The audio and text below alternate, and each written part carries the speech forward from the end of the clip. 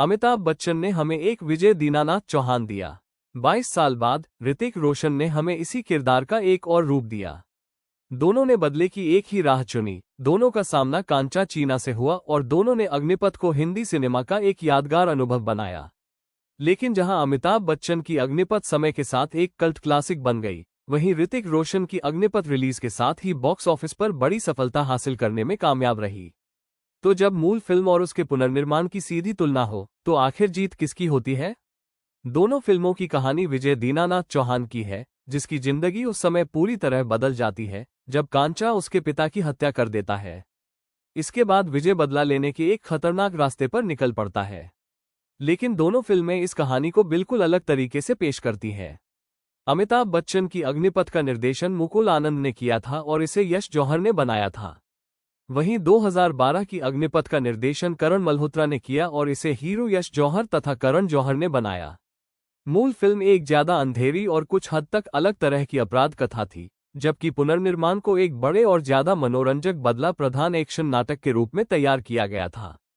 सबसे बड़ी तुलना जाहिर तौर पर अमिताभ बच्चन और ऋतिक रोशन के विजय दीनानाथ चौहान के बीच होती है। अमिताभ बच्चन का विजय किरदार अपने आप में बहुत बड़ा और प्रभावशाली नजर आता है। उनकी अलग आवाज, शारीरिक व्यक्तित्व, हाव भाव और खास संवाद अदायगी इस किरदार को एक अलग पहचान देते हैं। उनका विजय अपने दौर का किरदार होने के बावजूद लगभग एक पौराणिक व्यक्तित्व जैसा महसूस होता है।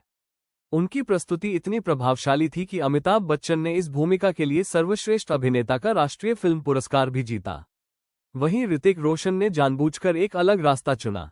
उनका विजय उम्र में छोटा, ज्यादा भावुक और शारीरिक रूप से ज्यादा आक्रामक नजर आता है, लेकिन अमिताभ बच्चन के विजय की तुलना में कम दिखावटी है। ऋतिक रोशन ने अमिताभ बच्चन की नकल करने की कोशिश नहीं की।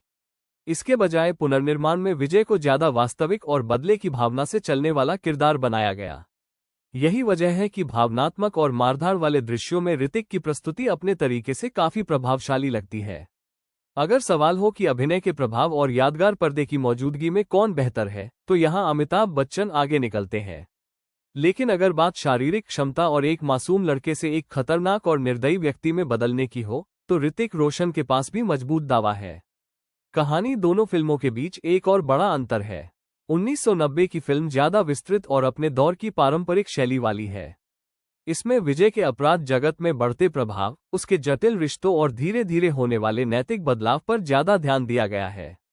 इस वजह से फिल्म सिर्फ एक बदले की कहानी नहीं लगती, बल्कि एक पूरी अपराध गाथा जैसा अनुभव देती है। 2012 की फिल्म ने कहानी को सरल और ज्यादा व्यवस्थित किया।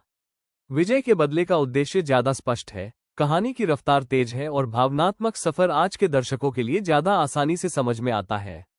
इसके अलावा पुनर्निर्माण ने सहायक किरदारों और कहानी में कई बड़े बदलाव किए। यानी यह सिर्फ मूल फिल्म को दोहराने की कोशिश नहीं थी। इसलिए कहानी कहने के मामले में 2012 की फिल्म ज्यादा व्यवस्थित है, लेकिन 1990 की फिल्म ज्यादा महत्वाकांक्षी और अप्रत्याशित महसूस होती है। अब आते हैं सबसे बड़ी खलनायक तुलना पर, डैनी डेंजोपा के कांचा चीना बनाम संजय दत्त के कांचा चीना। डैनी डेंजोपा का कांचा अपने संयम की वजह से डरावना लगता है। उनका किरदार शांत, चालाक और अंदर ही अंदर बेहद खतरनाक है। उन्हें अपनी ताकत साबित करने के लिए ज्यादा शारीरिक आक्रामकता की जरूरत नहीं पड़ती। संजय दत्त इसके बिल्कुल विपरीत दिशा में जाते हैं। उनका गंजा रूप, मजबूत शरीर और क्रूर व्यवहार कांचा को एक शारीरिक रूप से बेहद खतरनाक इंसान बना देता है। उनकी प्रस्तुति जानबूझकर ज्यादा अतिरंजित है और ये 2012 की फिल्म की बड़े पैमाने वाली दुनिया के साथ अच्छी तरह मेल खाती है। सिर्फ डर और दृश्य प्रभाव की बात करें तो संजय दत्त बेहद प्रभावशाली है। लेकिन अगर सूक्ष्मता, व्यक्तित्व और नियंत्रित खलनायकी की बात करें तो डैनी डेंजोपा को बढ़त मिलती है। सहायक किरदारों की बात करें तो यहां पुनर्निर्माण ने सबसे बड़े बदलावों में से एक किया। मूल फिल्म में मिथुन चक्रवर्ती का कृष्ण नयर M.A. एक बेहद यादगार किरदार था, जिसके लिए मिथुन चक्रवर्ती ने सर्वश्रेष्ठ सहायक अभिनेता का फिल्मफेयर पुरस्कार भी जीता था। पुनर्निर्माण में इस पूरे हिस्से की जगह ऋषि कपूर के रऊफ लाला को लाया गया, जो विजय की कहानी में एक और बड़े विरोधी के रूप में सामने आता है। ऋषि कपूर 2012 की फिल्म के सबसे बड़े आश्चर्यों में से एक थे। उन्होंने अपनी रोमांटिक नायक वाली छवि को पूरी तरह पीछे छोड़कर एक खतरनाक अपराध जगत के किरदार को निभाया। उनकी प्रस्तुति विजय की यात्रा में एक और परत जोड़ती है और रऊफ लाला को फिल्म के सबसे यादगार किरदारों में शामिल करती है। प्रियंका चोपड़ा का काली वाला किरदार भी पुनर्निर्माण में विजय की भावनात्मक यात्रा से ज्यादा जुड़ा हुआ है, जबकि मूल फिल्म में महिला किरदारों की भूमिका कहानी के व्यापक ढांचे में कुछ अलग तरह की थी।